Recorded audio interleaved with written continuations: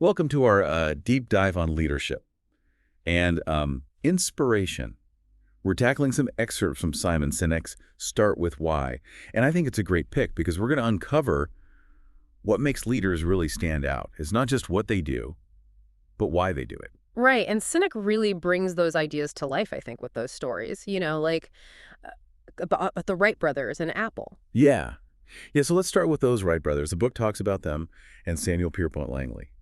They both had the same goal-powered flight, but the Wright brothers got there first. Why was it luck? Well, they both had skill, they both had the drive. But Cynic says the Wright brothers had a clearly defined WHY. They weren't just building a machine, they wanted to change the world with flight. And that really fueled their passion, and it inspired their team. It's kind of like that friend who gets everybody excited about a project, right? Like their enthusiasm is contagious. They just believe in it so much that you can't help but get swept up in it. Exactly, and that's what separates those who lead from those who just manage. And Cynic calls this the golden circle. Okay, so tell us about this golden circle. How does it work? It's pretty simple but powerful. 3 levels: WHY, HOW, and what. Most companies communicate from the outside in, starting with what they do, then how they do it. But inspiring leaders and organizations like Apple, they flip that script. So instead of saying, hey, we make great computers, buy one, it's more like, we challenge the status quo, Yeah. and our computers are how we do it. Yeah, exactly. Like, think about Apple's Think Different campaign. It wasn't about specs, it was about a shared belief. It was like an invitation to join their movement. That's what resonates with people. I see that. So what about things like price wars and fear-mongering? The book mentions those too.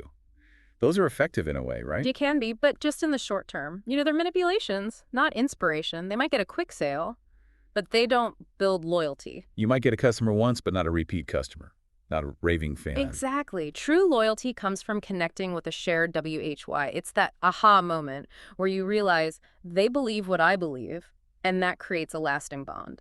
And this is where it gets really interesting to me. Cynic talks about the biology behind decision-making, saying that our choices are mostly driven by emotion, not logic. So how can our feelings be the main thing in our decisions? Our gut feelings actually come from the limbic brain. That's the part of the brain that controls emotions and decision-making.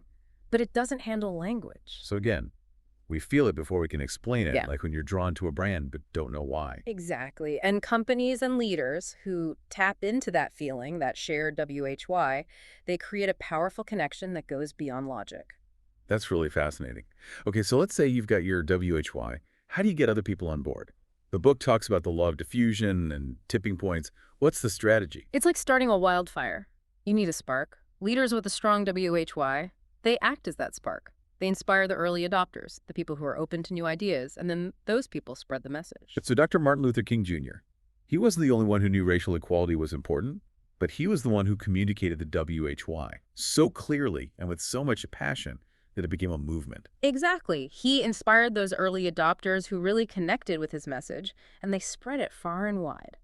Now, the book also talks about Volkswagen trying to sell a luxury car. And it didn't really work because they were known for the people's car, so a luxury model didn't make sense. What's the lesson there? Authenticity. Your actions have to align with your WHY. If you go against your core values, you risk losing trust. It's like walk the walk, don't just talk the talk. Exactly. You have to be believable. Your actions need to reflect your core beliefs. So what happens when a company loses sight of its WHY? The book calls this the split. Can you give us an example of how this plays out in the real world? Take Walmart. Sam Walton built his empire on serving people, his employees, his customers, and his community. But after he died, the focus shifted. Profits became the priority, and that led to some problems, and their reputation suffered. So even a company as successful as Walmart can lose its way. Absolutely. Staying true to your WHY, that's essential for long-term success. It's not just about making money, it's about making a difference. Yeah, it's a reminder that success without purpose can be kind of empty. Now, you also highlighted the section about our need to belong. It seems a little out of place, but how does that connect to leadership and WHY? Yeah, it's not an obvious connection at first. Yeah. But the book makes a good case. It says we're wired to look for connections, to find our tribe, and that wanting to belong is a big factor in our decisions. Exactly. Humans are social creatures. We're drawn to people and groups that share our values and beliefs, and this influences our choices. Even things like what brands we like or who we follow as leaders. So it's more than just buying a product. It's about joining a belief system, a community. Right. When we believe in a company's WHY, we feel like we're part of something bigger. It's that shared purpose that makes those connections so strong. Okay, I'm starting to get the bigger picture now. Let's go back to the brain for a second. We talked about emotions being behind our decisions. Yeah. How does that actually work? What's the science? Well, remember the limbic brain, the one that handles emotions and decisions. It doesn't process language. So we feel it before we can put it into words. Exactly. It's that gut feeling that often guides us, even if we don't know why. The book uses the example of laundry detergent, which I found interesting. Oh, yeah. Tell me about that. So for years, detergent brands focused on what their product did, like makes whites whiter and stuff, but they never asked WHY people actually wanted clean clothes. They knew the what and the how, but not the WHY. Exactly. They brought in anthropologists, actually, and they found out that the real reason people wanted clean clothes, it was about more than just stains. It was about pride, feeling good about taking care of your family, deeper emotions. That makes a lot of sense. Okay, so you've got your WHY. Yeah. You're ready to tell the world. What's the next step? Clarity, discipline, and consistency. The book stresses that these are key to communicating your WHY effectively. So you need to explain it clearly, live it authentically, and keep reinforcing it. Exactly. If you're not clear on your WHY, how can you expect anyone else to be? And if your actions don't match what you say, people will see through it. Consistency builds trust over time. Southwest Airlines is a good example of this. They've got a really loyal following because they live their WHY. Absolutely. Herb Kelleher, their founder, he believed in taking care of employees first. He knew that happy employees meant happy customers, and that belief was everywhere, in their hiring, in their customer service. So it wasn't just a slogan. It was a way of life. Right. And that's what made them so successful.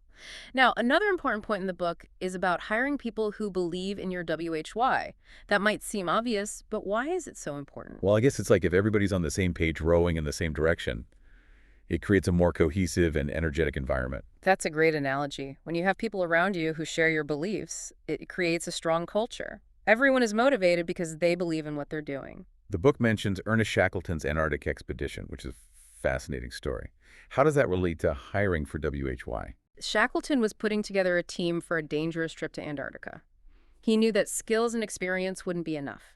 He needed people who shared his WHY, people willing to face hardship and danger for the mission. So it was about more than just qualifications. It was about finding the right fit for the journey. Exactly. And his recruitment ad actually said that. It famously said men wanted for hazardous journeys, small wages, bitter cold, long months of complete darkness, constant danger, safe return, doubtful honor and recognition in case of success. Wow, that's direct. Only people who really connected with his WHY would apply. Right. And by choosing people who believed in his vision, Shackleton built a team that was incredibly resilient.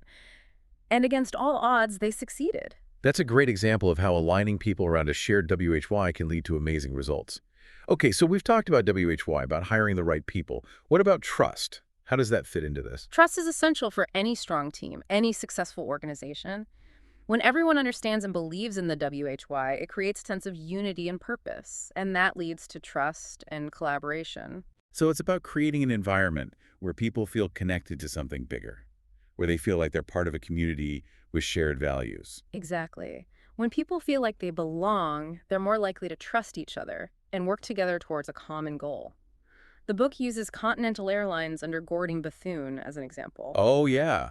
I remember reading about that Continental was struggling. They had low morale and were doing poorly. Right. What did Bethune do? He knew that to rebuild the company, he had to build trust.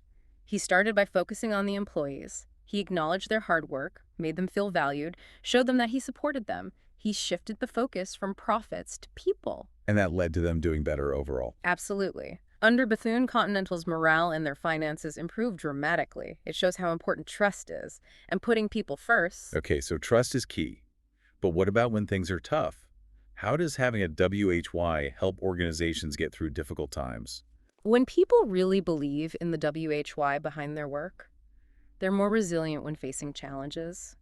They're less likely to give up because they see their work as part of something bigger. It gives them purpose and a reason to keep going. It's like that grit that people talk about, that ability to bounce back and keep pushing. Exactly. A clear WHY gives you that strength and determination. The book talks about Southwest Airlines and their famous 10-minute turnaround. Oh, I love that story. Tell us about it again. So in the early days of Southwest, they had a financial problem.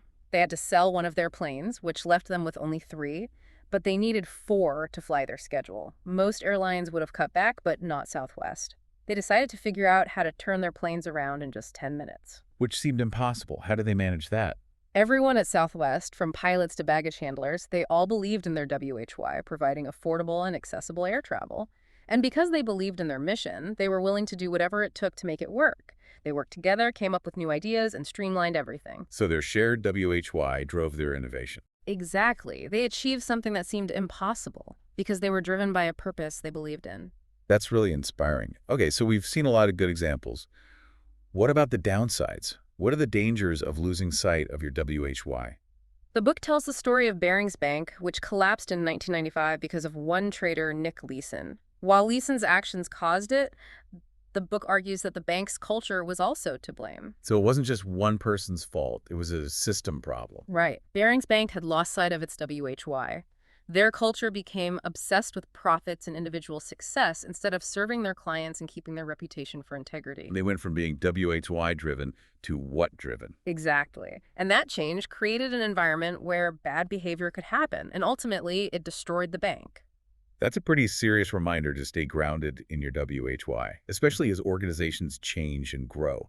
It really shows how important it is to build a strong foundation, one based on values and purpose. Now, the book also spends a lot of time on trust, which we all know is important, but why does Sinek think it's so crucial? Trust is really the foundation of everything, right? Both personally and professionally. When you trust someone, you can be open and honest with them. You can collaborate better, and you're more likely to forgive them when they mess up. So trust is key for building strong relationships and a good work environment. Exactly. Without trust, it's like building a house on sand. You need a solid foundation to build something that will last. And the book uses this really interesting example of fighter pilots. Yeah. They literally put their lives in each other's hands every time they fly. They have to trust completely that their wingman will be there for them in a dangerous situation. And that trust doesn't happen overnight. It comes from shared experiences, open communication, and really knowing each other's strengths and weaknesses. So it's not just blind faith. Yeah. It's earned trust that's built over time through those shared experiences and mutual respect. Right, exactly. And that applies to any team or organization, too. Building trust takes time and effort and a real commitment to being open and honest. Now, we've been talking about some pretty big ideas, but how does this all work in our everyday lives? How can we use these concepts to make better decisions, build better relationships, and maybe even find more meaning in our work? That's a great question. I think one of the main takeaways from Start With Why is that it's not just about business, it's about people. It's about understanding what motivates us and using that to create a more inspiring and fulfilling life. So how do we actually put these ideas into practice? Where do we start? I think the first step is figuring out your own WHY. What are your core values? What are you passionate about? What kind of impact do you want to have on the world? Once you know your WHY, you can start making choices and taking actions that are in line with that purpose. So it's about being intentional about living a life that reflects your beliefs. Yeah, exactly. And it's not just about big changes or grand gestures. It's about the small choices you make every day that show your WHY. It's about surrounding yourself with people who believe in the same things you do. And it's about finding work that gives you a sense of purpose and fulfillment. It's a good reminder that we can all create a more inspiring and fulfilling life. We just have to start with WHY. Exactly. And you never know, maybe we can inspire others to do the same. Well, on that note, I think we've reached the end of our deep dive into Start With Why. Thanks so much for sharing your insights and helping us understand this amazing book. My pleasure. And to our listeners, we hope this deep dive is giving you something to think about. We encourage you to explore your own WHY and see how it can change your life, your work, and maybe even the world around you. Until next time, keep diving deep.